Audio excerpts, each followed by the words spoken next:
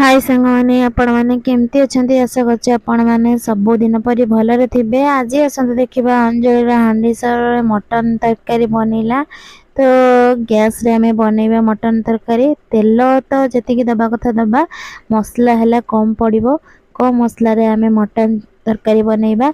तो देखो ये पूरा पूरी फ्रेश मटन आसी, दुकानी भी बहुत सारा चर्बी देइचंती। तो पूरा पूरी फ्रेश अच्छी मटन। तो भल भाव देखी देखी रखी देइछु सफा करके। तो एबे आमे चलंतु कौन करबा ना, तेल ऑलरेडी गरम करबा पई छाड़ी देथिलो आमे गैस रे। तेल हमर एपटे गरम हे गलानी। एबे आमे कौन करबा ना, काटी के रखिथिबा पियाज को टिके पियाज अधिका देबे, काहे कि ना मसला जेहेतु कम पड़िबो। केवल पियाज प्रथमे आमे देले अधिक पियाज और तेल जेतिकी दबा कथा देइछु। तो एबे आमे भल भाबरे पियाज को मिक्स करके भाजी देबा भल भाबरे। देखो तो हमारे पियाज भजा हे नहीं, तो से आम अल्प किसी लुण देलु जल्दी हाँपाई पियाज। तो ये आम पियाज हो गलानी। एबे आम अदा और रसुण खाली पेस्ट करके रखी। देखो मुझे बहुत कम मसला नहीं, तो से सब मसला को देकी भल भाव कषिदेबा।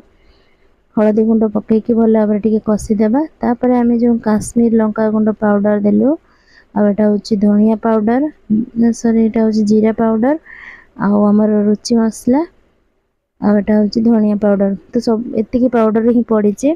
तो पकईकी भल भाव कषि देकी अल्प किसी पानी दे देकी टिके छाड़देलु। एबे जो मटन रखी से मटन को ता देहरे देदेबा। तो मटन मुझे भल भाव सफा करके रखी देदेली। एबे मटन पड़गला आमर टिके पानी अधिका देबे, कहीं जल्दी टिके सिझिबो, सेतिपई कषारे टिके अधिक पानी देबे। तो भल भाव सिझापी मु कषारे अधिक टिके पानी देइतिली। एबे आमे कोन करबा ना, आलू जो काटिकी रखी धोईकी भल भाव ताकू ता देहरे देदेबा।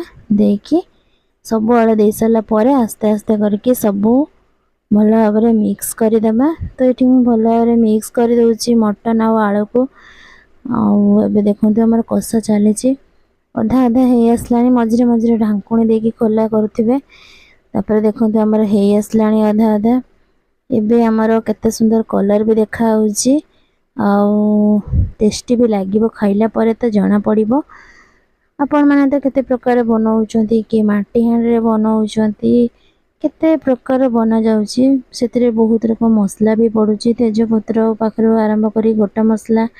तो आमे थरे एमिति बनइलु, कौन सी मसला पड़ी नहीं, केवल धनिया पाउडर, जीरा पाउडर, लंका गुंड, हलदी गुंड आ पियाज अदा रसुण। तो एबे आमर कषा ऑलरेडी हे गलानी। तो अल्प पानी देकी ताको आमे छाड़ीदेबा। सिझिबा पई आउ टिके लुण स्वाद अनुसार दबा, कहीं पानी जेहेतु दिया गला आउ टिके। तो एबे आमर पूरा पूरी तरकारी बनिकी रेडी हो गलानी। एबे आमे रुचि मसला पकई दबा, माने गरम मसला पकईकी बाहर